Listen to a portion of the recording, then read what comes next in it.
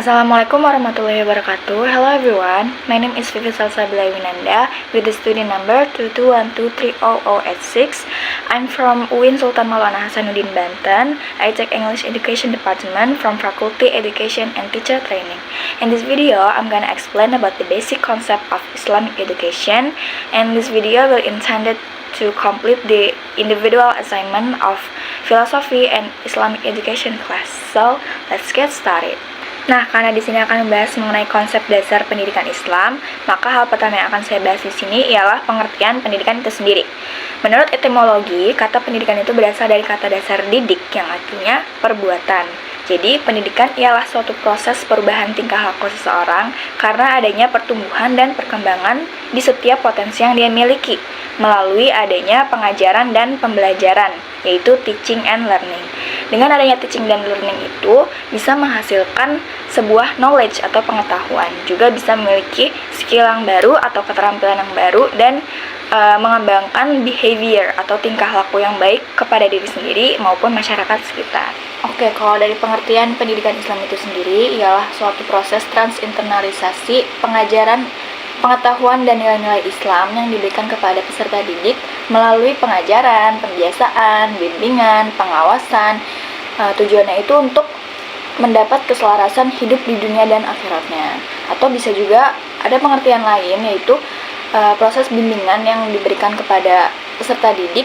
Tujuannya itu untuk memaksimalkan sesuai dengan ajaran Islam.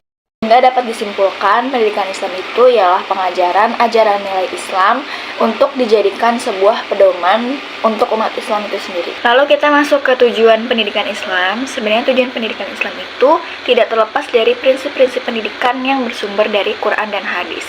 Menurut Ilyasir, setidaknya ada 5 prinsip pendidikan yang ada pada Quran dan hadis.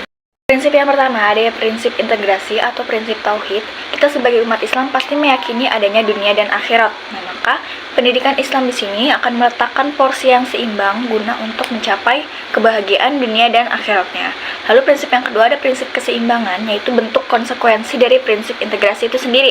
Pendidikan akan menaruh keseimbangan yang proporsional antara ruhmaniyah dan jasmaniyah, antara teori dan praktek, ilmu umum dan ilmu agama, serta nilai-nilai seperti akidah, akhlak, dan syariah. Lalu yang ketiga ada prinsip pembebasan dan persamaan, di mana prinsip ini tuh jangkauan luas dari prinsip integrasi.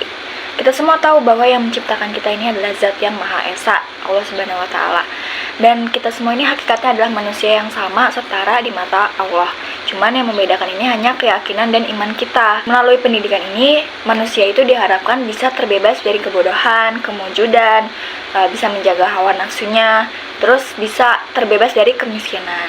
Lalu ada prinsip yang keempat, yaitu prinsip kontinuitas atau istiqomah, dimana ini juga bisa dikenal dengan konsep long life education. Jadi kita tuh tidak ada batas untuk mendapatkan pendidikan, kita bisa mendapatkan pendidikan sampai kapanpun sebelum kita meninggal tentunya.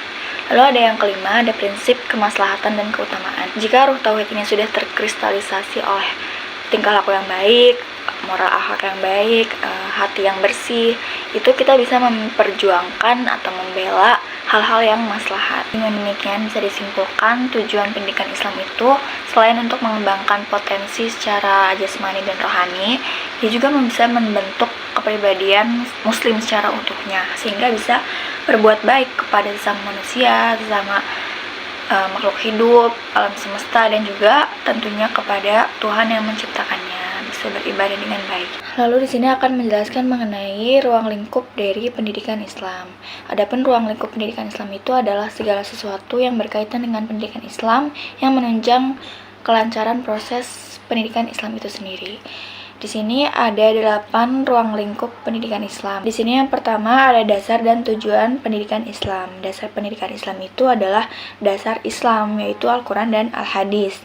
Al-Quran dijadikan sumber utama karena memiliki nilai yang absolut, yaitu diturunkannya langsung dari Allah. Nah, adapun As-Sunnah itu adalah praktek dari Nabi Muhammad SAW melalui perkataan, perbuatan, takrir atau penetapan dari Rasul. Dan menurut Atiyah Al-Barishi mengungkapkan ada 5 tujuan pendidikan Islam. Yang pertama ada untuk membantu pembentukan akhlak yang mulia. Yang kedua, persiapan untuk kehidupan dunia dan akhirat. Yang ketiga, menumbuhkan roh ilmiah. Yang keempat, menyiapkan peserta dari segi profesional. Yang kelima, persiapan untuk mencari rezeki. Lalu yang kedua ada peserta didik, yaitu orang yang mencari ilmu atau yang biasa disebut murid atau santri. Lalu yang ketiga ada pendidik, yaitu orang yang memberikan ilmu kepada peserta didik atau biasa disebut guru atau syekh atau ustadz ustadzah.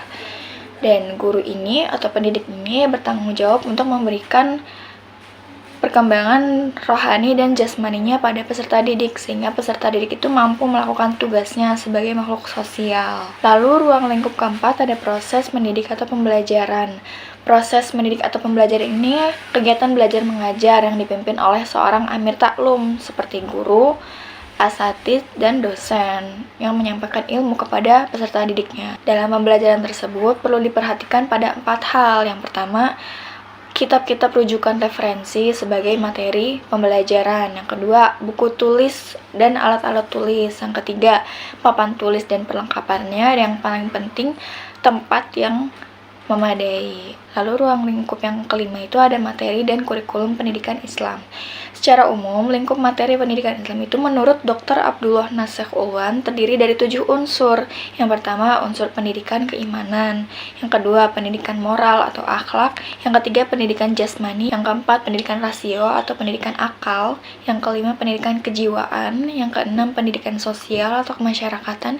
Dan yang ketujuh, ada pendidikan seksual. Lalu, ruang lingkup yang keenam itu ada metode dalam pendidikan Islam. Secara garis besar, metode dalam pendidikan Islam itu ada 5. Yang pertama ada metode keteladanan atau uswatun hasanah. Yang kedua ada metode pembiasaan.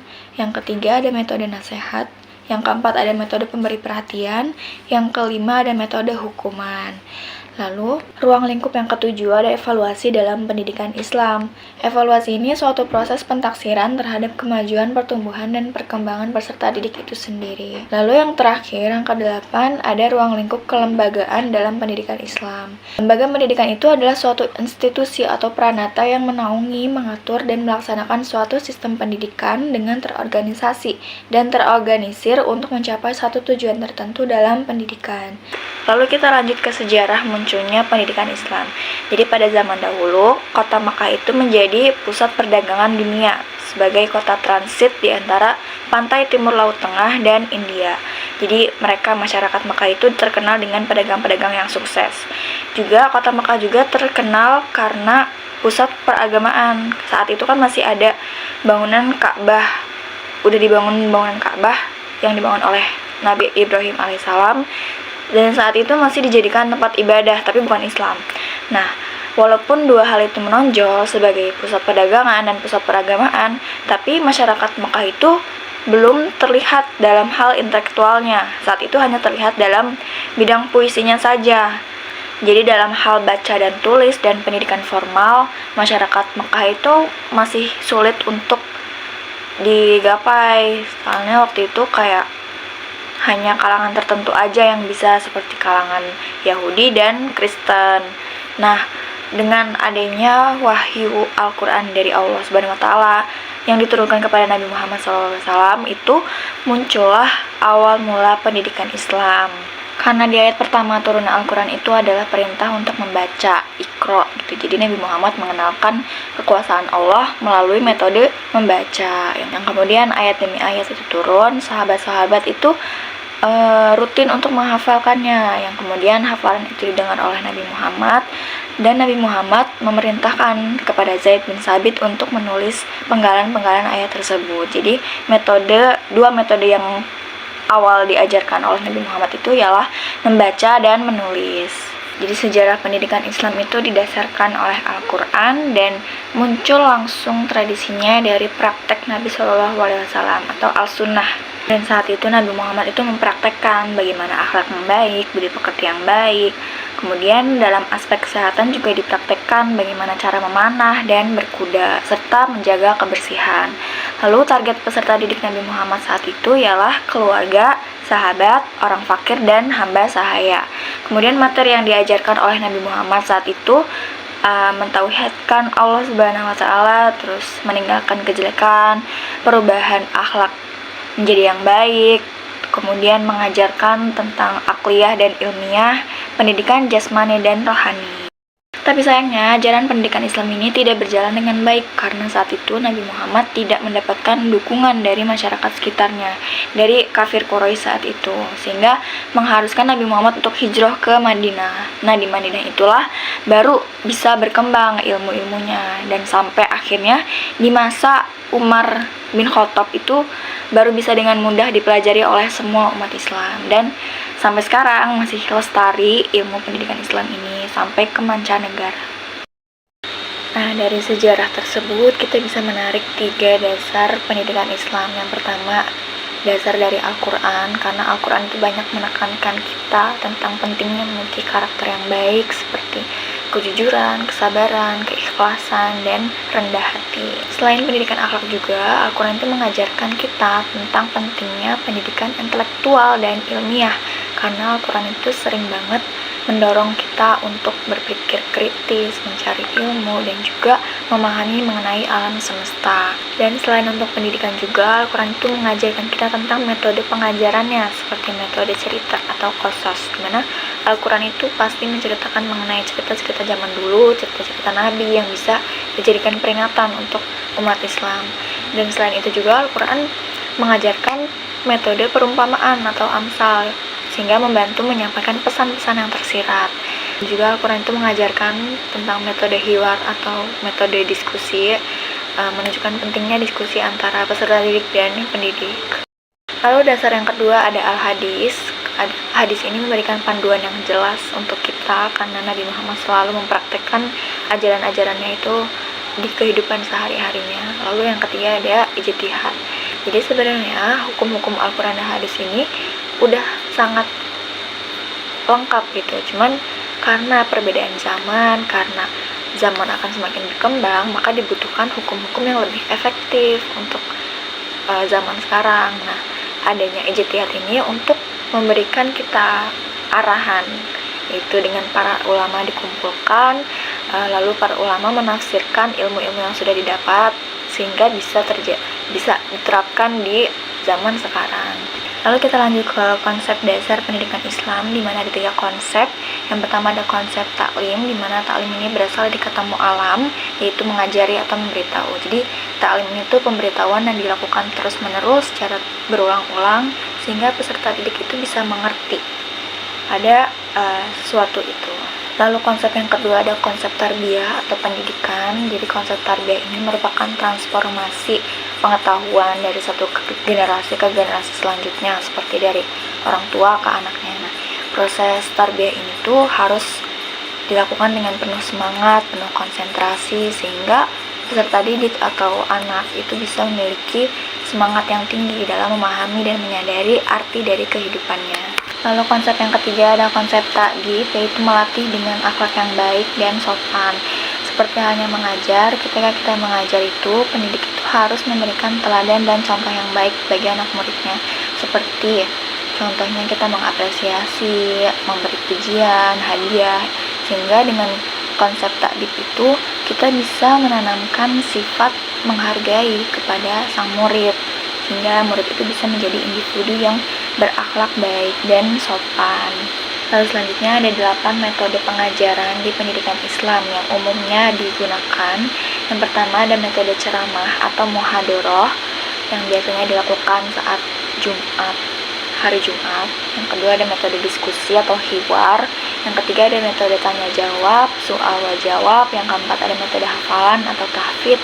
Yang kelima ada metode demonstrasi atau amaliyah.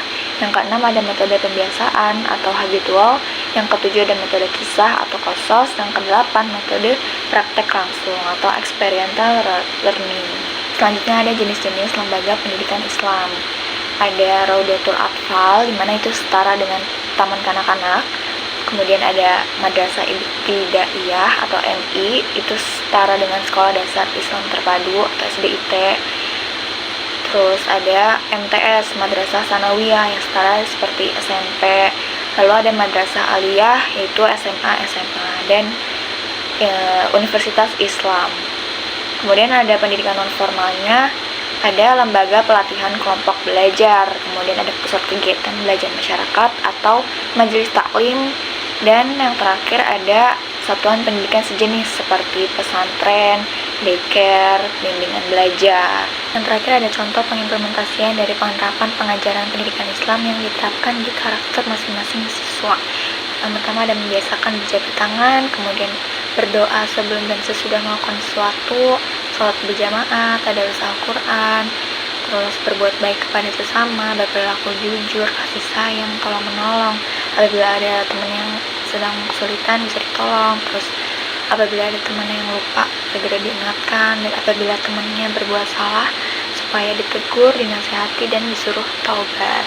I think that's all I can say about the basic concept of Islamic education. Hopefully the material will give benefit for us. The less I say, thank you. Assalamualaikum warahmatullahi wabarakatuh.